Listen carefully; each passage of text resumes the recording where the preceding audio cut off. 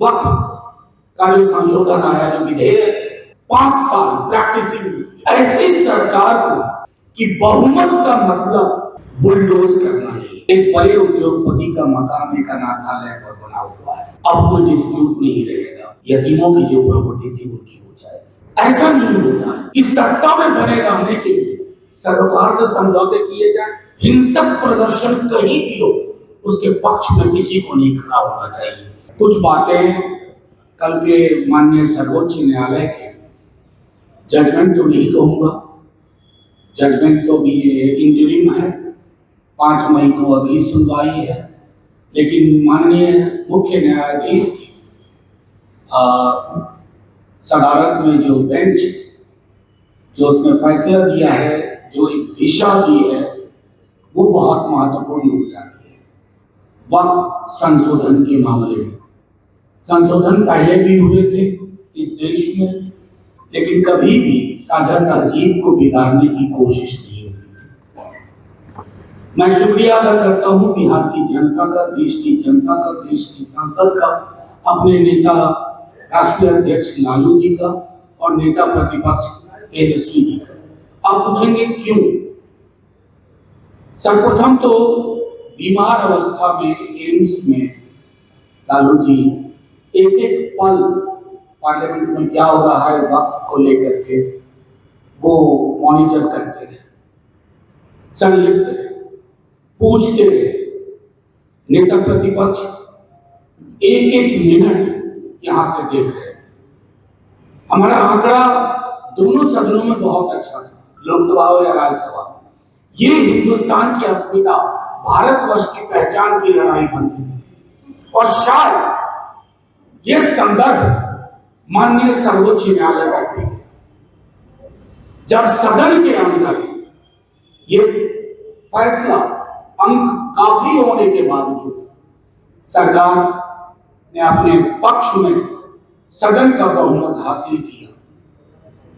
नेता प्रतिपक्ष तेजस्वी जी ने फौरी तौर पे कहा अब कानूनी लड़ाई लड़ेंगे। राष्ट्रीय Janata Dal one of the earliest petitioner इस पूरे मसले में, और जो 10 पिटीशन पर माननीय सर्वोच्च न्यायालय ने चर्चा की, उस 10 में प्रमुखता से राष्ट्रीय जनता दल का पिटीशन। मैं ये बात इसलिए अंडरलाइन कर रहा हूं कि ये सियासत का सवाल नहीं है राष्ट्रीय जनता दल के लिए, ये सवाल था इस देश की पहचान का। और मुझे बेहद खुशी है कि 2-3 जो महत्वपूर्ण पहलू थे उस पर सर्वोच्च न्यायालय ने एक दिशा दी, जैसे वक्फ बोर्ड और वक्फ काउंसिल सरकार को अंडरटेकिंग देनी पड़ी, उसमें कोई नियुक्तियां नहीं होगी, उसकी संरचना में कोई बदलाव नहीं होगा। नॉन मुस्लिम्स की मौजूदगी, उसके बारे में भी स्पष्ट तौर पर निर्देश दे दिया गया कि एक्स ऑफिसियो जो पहले भी होते के अलावा कोई नहीं होगा। तीसरी चीज, समुदाय की अपनी स्मृति होती है। सदन में भी लोगों ने कहा था कोई चीज 600 साल पुरानी है, 800 साल पुरानी है, 900 साल पुरानी है, किनको कहां से कागजात है? अभी बिहार में जमीन का सर्वे हो रहा है, कई लोगों के पास कागजात नहीं। और एक लोक स्मृति को असल में सोच क्या है? इस भाजपा की सरकार जो कि बिहार में भी विद्यमान है, दोबारा से नीतीश जी की अंतरात्मा फिर जब उसका बढ़ बैठी, इनकी ये अर्थव्यवस्था संभाल नहीं पा रहे हैं। तो जब अर्थव्यवस्था नहीं संभलती है तो मोनेटाइजेशन ऑफ जमीन आपके लिए पैसा उगाही का तरीका हो जाता है। आपके मित्रों की लंबी फहरिस्त है, आप उनको उपकृत करना चाहते हैं, नाम लेने का कोई फायदा नहीं। अभी बहुत सारे मसले हैं। वक्फ का जो संशोधन आया, जो विधेयक, जैसे 5 साल प्रैक्टिसिंग मुस्लिम, अब ये ऐसी चीजें हैं कहां जाकर के एम्प्लॉयमेंट एक्सचेंज की तरह तो है नहीं। एम्प्लॉयमेंट एक्सचेंज में हम जाके कहते हैं तो उसी तरह के मुस्लिम एक्सचेंज, हिंदू एक्सचेंज की, मैं हिंदू हूं, मैं मुसलमान हूं, मैं 6 बरस से हूं, मैं 4 बरस से हूं, मैं 7 बरस से हूं। ऐसी सरकार को ये संदेश गया है कि बहुमत का मतलब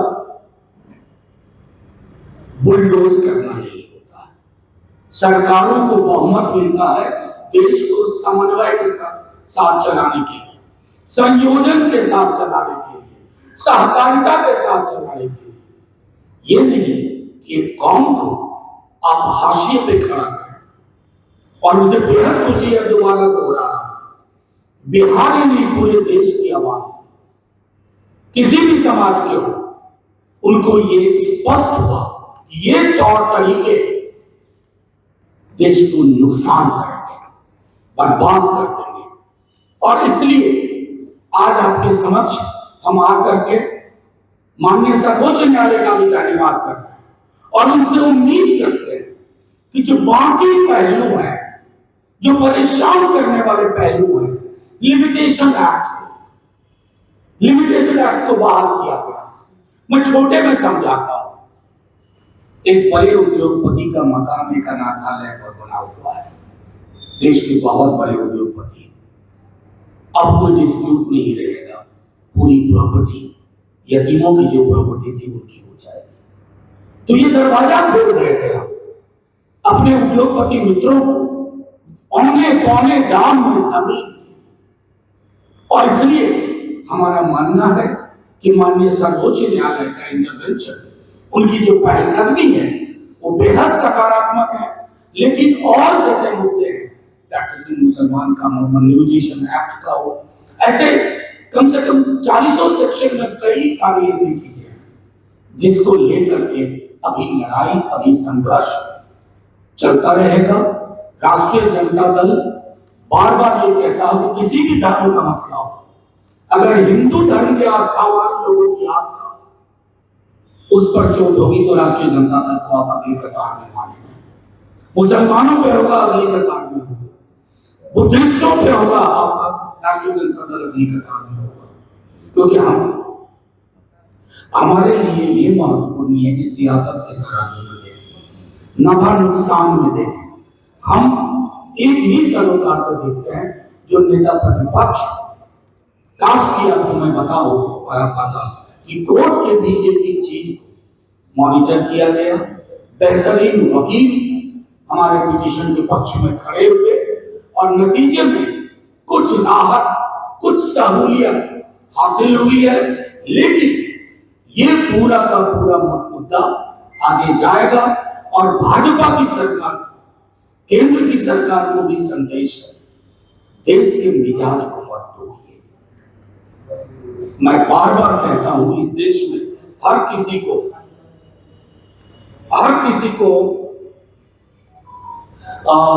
ये कहने का अधिकार हो कि हम जैसे मेल जोल से रहते थे वैसे ही रहेंगे। मुझे दुख इस बात का है, पता नहीं नीतीश जी को पता भी है कि या नहीं कि ये एक्ट पास हो गया, ऐसा शायद पता हो तो चिंता का विषय है, अगर नहीं पता तो उससे बड़ी चिंता का विषय है। ऐसा नहीं होता है कि सत्ता में बने रहने के लिए सरकार से समझौते किए जाए। और मैं एक आखिरी टिप्पणी करने से पूर्व उसके वंश से इसके खिलाफ बोला है। देखिए, इस देश का मिजाज है शांतिपूर्ण प्रदर्शन, हिंसक प्रदर्शन कहीं भी हो उसके पक्ष में किसी को नहीं खड़ा होना चाहिए। जान हिंदू की जाए, मुसलमान की जाए, सिखों की जाए, ईसाई की जाए, दलित की जाए, पिछड़े की जाए, अगड़े की जाए, जान तो भारत के नागरिक की जाए। भारत के नागरिक की जान से बड़ी कोई चीज नहीं, इस पर कतई। और मुझे उम्मीद है कि केंद्र की सरकार और बंगाल की सरकार मिलकर के मुर्शिदाबाद के हालात को सामान्य करे, क्योंकि चुनाव आएंगे जाएंगे, पार्टियां आएंगे जाएंगे, लेकिन अगर देश ही नहीं रहा तो क्या हासिल है हमारा। देखिए, हमें जो करना था नेता प्रतिपक्ष ने कर दिया। अब ये तो आप भी मानेंगे ना, लकीर तेजस्वी जी ने थोड़ी लंबी खींच दी है। अब उस लकीर के अगर कोई आगे भी फकीर बनना चाहे, हमें उस फकीरी से कोई भेद नहीं है। कोई और सवाल?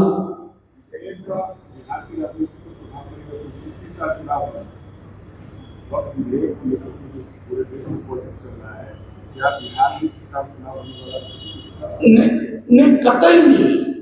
ये सियासत से जोड़िए ही मत। ये गंगा जमनी तहजीब एक पुराना मुहावरा है। मैं तो ये कहूंगा कि मैंने सदन में एक बात कही थी, दोहरा दूं, इस देश में ईदगाह कहानी प्रेमचंद ने लिखा, हामिद ने चिमटा खरीदा। क्या आप में से कोई बता सकता है कि चिमटा किस दुकान से खरीदा था? हरिंदर के दुकान से खरीदा था या हरखू मियां की दुकान से खरीदा था? ये देश है।